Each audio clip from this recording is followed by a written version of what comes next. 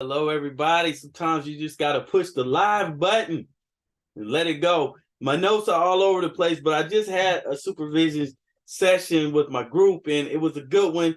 A lot of times, what you're talking about, you want to be excited about. And we were talking a lot about today about how to assess trauma um, and the implications of what happens when someone has been traumatized and, you know, how that impacts their relationship. So what we're doing this week in supervision, we're going to talk a little bit about that, right? And I'm kind of scrolling through things as I go.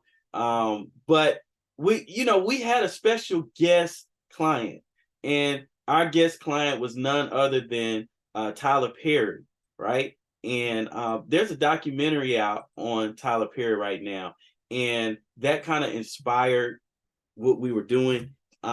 And so I said, look, a lot of times it's kind of exciting bringing in real life type situations and casing them, right? And so we presented as if Tyler Perry was not Tyler Perry, that he was a client that came in and he was having some relationship issues, some insomnia, and just some signs and symptoms of depression as well.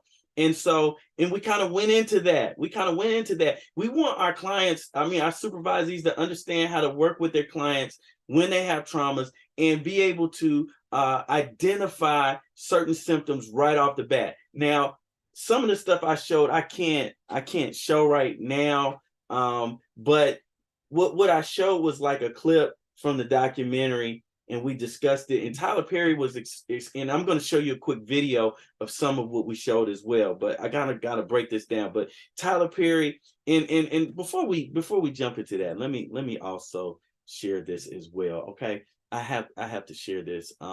So we are having, I never do this right, but we are having a supervisor training is coming up, and we definitely want you all to attend that if you are able to. And if I can move these screens out the way, I'm just going to spend a quick second on this. Yeah, there we go. And it's on January 29th and the 30th. So please come and attend if you're looking to get your supervisor. If you want to become a supervisor. We also have another DSM training that we have tentatively scheduled. I believe it's February 16th. We're getting the finishing touches on that, and we're hoping to have that in a self-paced format to where you can get that online as well. Let's get back to the supervision stuff, right? Okay, so what Tyler described at the time, he described himself as he was going out and about to, I guess, receive an award for or acknowledgement for his studios and things, and he was having anxiety. And he said, "I just float above it. I just get through the moment." And he said it kind of reminds him of his abuse. He learned from his abuse. And for those of you not familiar, Tyler Perry was sexually abused. Tyler Perry, if you're not familiar with him, is a big writer, production artist. Like, he does movies, right? And so he said that he kind of moves past the pain. But then this is the crazy thing. And this is what I did. I played the little clip, and I left it up to the supervisees to tell me why you think he might have trouble in relationships. So I'm gonna say it to you all and see if you understand. This was just in a minute. We should be able to make these type of assessments. Okay, what time is it? 1:53. Because I don't need to go too long. But we have to determine just in a small period of time, like, okay, why is it that the client is having some of the issues? And a lot of times they give us clues that we have to pay attention to. He said, "I just get through it." He said, "I just get through the moment. And I learned to do that through my abuse." He was sexually abused. But this is the crazy thing. He said on the flip side, he also has some of the same sentiments. He used different words when he experiences joys. He just experiences joy. He said he describes himself as his senses being, they get too heightened. So whether it's pain, extreme pain, or extreme pleasure, he's having similar reactions. So just with that information, y'all, what would you deem is problematic for him in relationships? That's what the supervisees had to answer. That's what I want to ask you. What would you think? So it's a number of things, right? It's a number of things. What I focused on is that the fact that, man, he described having a lot of abuse, very bad physical abuse from his dad. His dad would just assault him. He had been sexually abused by people. He had been beaten, and he would dissociate. He would just dissociate. And this is how he is able to write these big scripts, because some way he's able to dissociate in the manner that he did when he used to get physically abused. That would be a whole thing I have to process with my client. Do you use pain to bring on that dissociation? He can write 20 scripts, commonly writes 20 scripts in like 2 weeks. So he's way off somewhere, right? And this is another thing. Would giving him therapy be effective for his career? This could be a career ender, because to be honest with you, Tyler, once we get done with therapy, if we really get into it, I can't guarantee you that you're going to be able to just tap out on things like that, because I might get you grounded in your sensory, and that could cost you your career. So sometimes, it's a big thing, but I want to go on and skip past. And another thing, what will we rule out? Does he have depression? One of my supervisors mentioned, does he have PTSD? And we're going to look at a clip here to where you might think that, man, like he was really torn up in this interview. I wish I could see the whole thing. But like, is there some PTSD as well? You know what I'm saying? What would you diagnose Tyler Perry as experiencing? And then we want to talk real quick, probably not gonna have time, about how we kind of tally some of these things. Oh no, when we're working with our clients. So I'm gonna share my screen real quick. I found this clip, and hopefully they don't ding me for it. I just found it on YouTube, Facebook. I just found it. Okay, so we're gonna play this and see what happens. Tyler Perry, y'all. Tyler and I are friends, and we talk a lot. But it wasn't until last night when I was talking with the producers about the story that I first heard that you had been beaten so badly that one time you blacked out for 3 days. It was around, my father, he played all these mind games with me. And there was a door in my bedroom, and there were 6 panels in the door, and the top 2 panels were glass, and it was broken at the bottom. And then the hole is about this big, and he would stand there staring at me for hours, and I didn't know it. I would be reading a book or something or playing, and I would look up and I see these greenish gray eyes just staring at me. It was horrifying to me. And he played these mind games with me. This one in particular, he wanted me to change a tire, and I could not change the tire. And my mother comes out, and she's trying to help me change this tire, and she calls my uncle to come and help, and he's standing on the wrench, and he can't get the bolts loose. So I have to go in the house and tell him that I can't change the tire. My mother's standing there. She's like, she doesn't know what to do. So I go in and I tell him, and he went into a rage. And he comes back, and he puts the thing there to change the tire, and he couldn't get the bolts off because they were rusted. And he looked up at me, and there was a smirk on my face. And all I remember is him tackling me. And I remember holding on to a chain link fence. And I'm holding so tight, my hands are bloody as he's hitting me. And I'm holding, just trying to hold on for my life. And I feel myself trying to get to that place, trying to get to the park. In your mind? In my mind, I'm trying to get to the park so I can deal with this. And I can't. I couldn't get there. And I was so enraged about it. And I kept trying and trying. And when I finally I saw the grass coming in my mind, I see myself running from me. Ooh. Wow. And I couldn't get the little boy.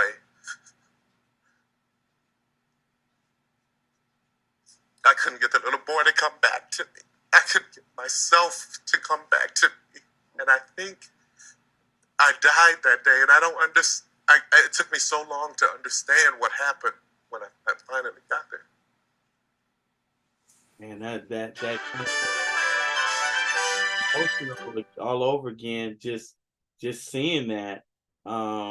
This morning, music mogul Russell Simmons. All right, my stuff. I'm sorry.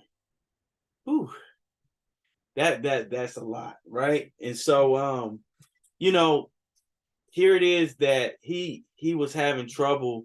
He's describing dissociation, y'all. And this is what he will use to write his scripts. He will go off into a far place, but he was trying to escape the trauma at that time from his father, and it wouldn't kick in for him. It wouldn't kick in for him because he was staying grounded. And so then the question, and I want to show y'all this because a friend of mine posted this, and this kind of is an emotional thing right here. Like, is this Tyler now? You see what I'm saying? Or you know, like, this art is just crazy here, because here we have a little boy that is terrified, who knows what is happening to him, what is going on, and he's trying to get help from himself, but he can't get to him, and the child can't get to him. Sounds like Tyler Perry was saying, hey, I was a little boy when this happened, but me being a little boy growing up, somehow I left me. And Tyler Perry said that I couldn't get to myself. And he said, I think I died. Like, as a therapist, we are going to have to determine what that means. You died. What's the implications of you leaving you? There's so much psychology into this, y'all. What is the implications of you leaving you? What was this? What did this mean? Was that an escape of that I'm no longer a child? Was that an escape of feeling? Was that an escape of hope? Was that an escape of being whole? Was that a split? These are some of the things that we would have to process with him. And did you ever come back? Because the way that he was describing it then, he didn't come back. He hadn't come back. And he's coming to us, Tyler, but that's not Tyler, for relationship problems. So there's some things that I'm going to want to ask as a therapist from what he had spoken about that we didn't show here is tell me, Tyler, you know, when you said you just floated above things, and that the same disruptions that you had from, like, when you was on that chain link fence and blacking out because you were being physically assaulted by your dad, who had no concern for you, but you're saying that you have a similar response when good things are happening. And I'm just interested in knowing how much of that plays out in your relationships now, romantically, specifically, when you start to feel something good. Tell me about that, Tyler. Tell me about what it means for you now. And so, does that come from the sexual abuse that I have issues with pleasure? It's a whole deep thing, we could go on that. Or does this perhaps have something to do with, you know, when you're abused and somebody just inflicts hate on, it seems like his dad just hated him. That's all he showed him was hate. Was something about him. He's just staring at him while he's minding his own business. That's creepy, right? And so when many times when you have that experience of someone hating you like that, and you're just trying to meet up to standard and things like that, many times you develop something in your mind. You have to rule out with your clients that I don't deserve good. I'm not worthy of good. So is it that, Tyler, that is that what you're experiencing when you have good, when you're getting all these accolades and things like that? Are you grounded in that? And do you feel like you deserve it? And he sees all these vivid pictures and things like that. Like, I don't see how the dude doesn't have PTSD. It's impossible.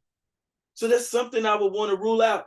Man, it's so much I could get into. Real quick, y'all. Just see, you want to present something to your folks that you're hyped up about. You know what I'm saying? So you can bring that passion, because a lot of times they're tired. You know, a lot of times work is not that good, whatever, this and that. And so I don't always get the goodies like this, but this was a good one, right? And I knew it was going to be good. But this is another thing that I wanted to take them through, and I took them through, and that you want to do too. So you want to name it, right? Okay, so we talked about the ACE questionnaire. This is a highly research-based tool that I use to assess trauma. It helps me with my treatment planning. It helps answer questions before clients even start talking. A lot of times I don't give it on a first initial session. Sometimes I'll give it a little bit down the road. I find a high percentage of my clients to have experienced a significant level of ACEs. Okay. But this is what we'd be asking about Tyler. Did a parent or other adult in the household often swear at you, insult you, put you down, and humiliate you, act in a way that made you feel afraid? Boom, he's already flagged. They say if you just have one or two of these, there's some major stuff that you've been traumatized, right? Have you been traumatized? Some of us, we need this for ourselves, right?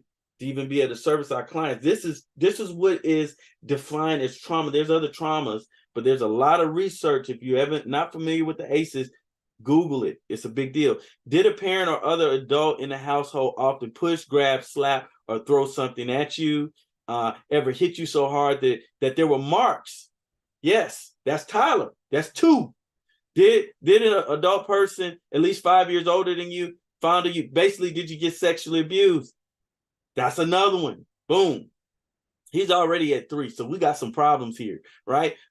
Did you often feel that no one in your family loved you or thought you were important or special? Your family member didn't look out for you, didn't look out for each other, feel close to each other, or support each other. I don't know. I'm certain he felt that way from his dad, so I'm just gonna go on and check it. Okay, maybe he wouldn't check it. I don't know. That's 4. Did you often feel that you didn't have enough to eat or had to wear clothes? And had no one had to wear dirty clothes and had no one to protect you? We didn't see that. Your parents were too drunk or high to take care of you or to take you to the doctor if needed. They said that his dad was a bad alcoholic. I mean, just terrible. So, I mean, I kind of want to check that one, but it said parents, so I don't know. Since we got checked the other one, we just leave that one off. So, you know, we had 4. Were your parents ever separated, divorced? Man, I don't know how she stayed with him. He was an animal, but we don't know. Was your mother or stepmother often pushed, grabbed, slapped, or had something thrown at her? Sometimes often kicked, bitten, hit with a fist, or hit with something hard. Ever repeatedly hit over the head at least a few minutes, or threatened with a knife or gun? This is something I've never noticed, y'all. You see the question? It says, was your mother or stepmother? This is a research-based situation here with this ACE. So I'm assuming the researchers are saying, hey, the majority of the time when this type of abuse happens, it happens at the hand of a man. Okay. And so they chose that was your mother, stepmother. They didn't ask about the dad. Now, this is the whole, I gotta cut it, I gotta stop. But they didn't ask about the dad, right? They didn't ask about the dad, but there's some dudes getting beat down too. Like it's 200-something pound dudes with muscles getting beat up by 100-pound women. That's a whole nother thing. How could that happen? Sometimes what I want to rule out, if that was happening, that's their mom that they get beat by, because I got to rule out significant trauma with your mama, because maybe you married someone like your mother, or you're dating someone like your mother, and guess what? You scared of them just like you was with mom. A lot of times because that's what happens on the flip side. A lot of times, that's what happens on the flip side. A lot of times these women have been abused some way or another, may not have been their fathers, but you know. And so there's other things on here about, did you live with anyone who was a problem drinker, alcoholic? So like we had about 5, man, at least. Was a household member depressed? What alcoholic doesn't have depression? Pretty significant number. Or mentally ill or attempted suicide. A lot of them are on the brink of suicide. Alcoholics. Did a household member go to prison? Okay, so this is what we talked about. We talked about ethics and a whole bunch of other stuff, but it was a good session, and we got them to process that. And these are some tools that you can use to try to help you to process things with your clients and be able to bring dissociative type of things to the surface so that you can move them along in therapy. I hope this has been helpful. We're going to go on and end it. No telling what I'm on time wise, but we're going to stop it here. Take care. Bye-bye.